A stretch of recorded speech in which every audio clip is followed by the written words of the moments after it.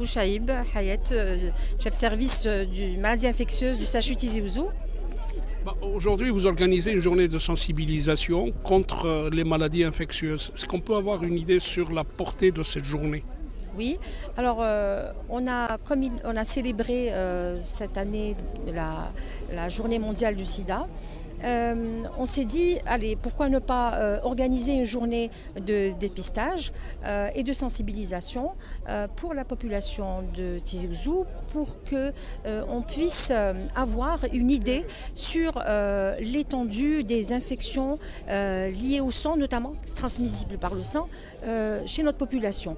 Le dépistage volontaire étant très faible, les gens ne viennent pas spontanément dans les structures hospitalières. On a besoin de les accompagner, on a besoin d'organiser ce genre de journée pour les encourager à venir nous voir, pour qu'on puisse d'une part les sensibiliser vis-à-vis de ces infections, mais aussi les dépister.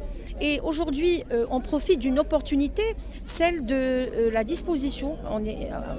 Nous avons à nos dispositions des outils modernes de diagnostic rapide.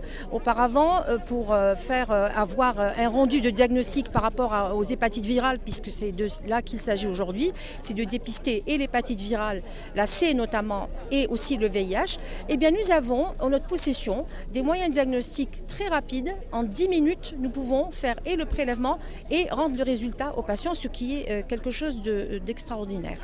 Et je dis ça parce qu'on est un centre de prise en charge, un centre de référence de prise en charge des infections sexuellement transmissibles et du VIH. Et donc, nous avons avancé, il y a eu du chemin depuis 2014 et aujourd'hui on est là pour organiser justement cette journée. Est-ce que vous attendez un petit peu à cet engouement, franchement? Parce que quand on parle de dépistage VIH, etc., il y a des réticences. Je vous dis, c'est la première fois qu'on a un tel engouement. Je ne m'attendais pas, on ne s'attendait pas, toute l'équipe ne s'attendait pas. D'ailleurs, on s'est dit, on avait un certain quota de tests et on s'était dit qu'on allait consacrer le reste du quota à d'autres journées, qu'on allait redoubler et de toute façon, on va le refaire. Mais là, on va certainement consommer tous les stocks de diagnostic et c'est déjà très bien. Ça démontre en tout cas peut-être le niveau de sensibilité des personnes qui sont devenues peut-être plus conscients et plus consciencieux du problème. Et ça, c'est une très bonne chose. Vous avez prévu combien de tests? Alors, nous avons environ 200 tests et peut-être plus. On peut faire jusqu'à 500 pour le VIH et 200 pour l'hépatite C, ce qui est très bien. Justement, aujourd'hui, est-ce qu'on peut avoir un petit chiffre de cette tendance, même si on parle d'un petit recul, mais elle est encore là présente, le VIH? Alors, je ne sais pas si on peut vraiment parler de recul, mais en matière de chiffres, il est plus intéressant de parler de la cinétique, c'est-à-dire du développement du nombre de cas. Quand on avait commencé en 2014, on avait commencé avec une dizaine de patients par année. Aujourd'hui, on arrive jusqu'à 60-70 patients par année. On approche des 300 cas. Hein. Ce qui est vraiment... Oui, n'est pas très dans notre centre de référence. Ce qui n'est pas très important en soi. Ça reste une épidémie quand même qui évolue de manière très lente. Elle n'est pas très grave. Mais ce qui est important à souligner, c'est qu'elle augmente. Le nombre de cas augmente. Mais je préciserai que ça ne reflète en aucun cas la réalité du terrain. Justement, ce sont des infections, aussi bien le VIH que les hépatites virales, sont des infections tout à fait silencieuses et que la personne peut rester infectée pendant une dizaine d'années sans aucun signe clinique. Et c'est au bout de 10 ans que des complications arrivent et que le malade arrive à l'hôpital à un stade parfois tardif où il est très compliqué de le prendre en charge par rapport au traitement. Et parfois nous avons des échecs. Par contre, si on le dépiste avant qu'il ne s'aggrave, on le traite précocement et ça nous permet d'avoir de bons résultats. En termes de taux de mortalité aujourd'hui, la morbidité de cette maladie, oui. Est-ce qu'elle est encore aussi importante que par le passé ou alors à travers la nouvelle génération de molécules, est-ce qu'aujourd'hui on arrive quand même à estamper un peu cette tendance morbide?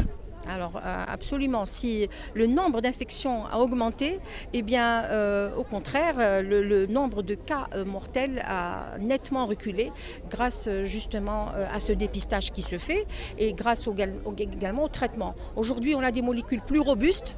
Et si auparavant on traitait le patient avec on pouvait aller jusqu'à 20 comprimés par jour, aujourd'hui on peut proposer à un certain moment de la prise en charge une seule prise par jour. Ce qui est très intéressant parce qu'une seule prise, c'est très moins. Oui, voilà, et ça permet au patient d'adhérer au traitement. Donc il va être adhérent, il va prendre son traitement. Et de toute manière, on considère aujourd'hui que c'est une infection, que c'est une maladie chronique. Au même titre que le diabète, au même titre que l'hypertension artérielle. Et le taux de guérison, est-ce qu'on peut guérir de ça ou alors c'est une maladie qu'on doit traîner avec lui jusqu'à la fin de ses jours? Alors je viens de dire que c'est une maladie chronique. Ça veut dire quoi, maladie chronique? Ça veut dire qu'il va prendre un traitement toute sa vie. Seulement, grâce à ce traitement, c'est comme le diabétique. Il ne va jamais guérir son diabète. C'est comme l'hypertendu. Il ne va jamais guérir son hypertension. Par contre, il va prendre un traitement. Il sera tenu de prendre un traitement à vie. Mais un traitement qui va lui permettre de vivre, d'avoir une qualité de vie, une bonne qualité de vie. Il va vivre de manière tout à fait normale. Et il peut même se marier. Il peut même avoir des enfants non infectés, à condition qu'il prenne correctement son traitement et qu'il suive à notre niveau en consultation de manière sérieuse et rigoureuse. Donc on peut dire que c'est une grande avancée. Oui, bien sûr, c'est une grande avancée. Sachant qu'il y a encore des progrès qui sont en train de se faire ailleurs. Aujourd'hui, il y a des essais et même des recommandations faites pour certains pays où on propose aux patients une injection tous les 2 mois. Ce qui est très intéressant aussi. Voilà. L'engouement d'aujourd'hui, est-ce que pourrait susciter en vous cette envie d'en faire d'autres journées? C'est ce que je disais à vos confrères tout à l'heure, absolument. Ce n'est que la première journée. Ça va pas.